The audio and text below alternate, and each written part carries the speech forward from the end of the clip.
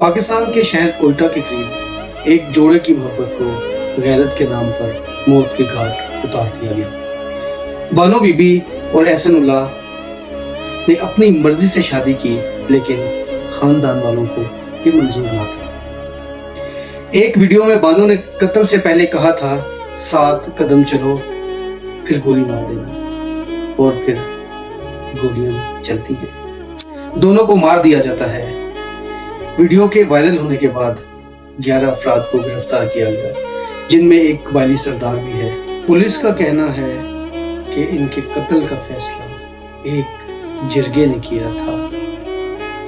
बलूचिस्तान में गैरत के नाम पर होने वाले कत्ल की ये एक और कहानी है, मगर इस बार आवाज बुलंद करें। मोहब्बत गुनाह नहीं, खामोशी जुर्म है।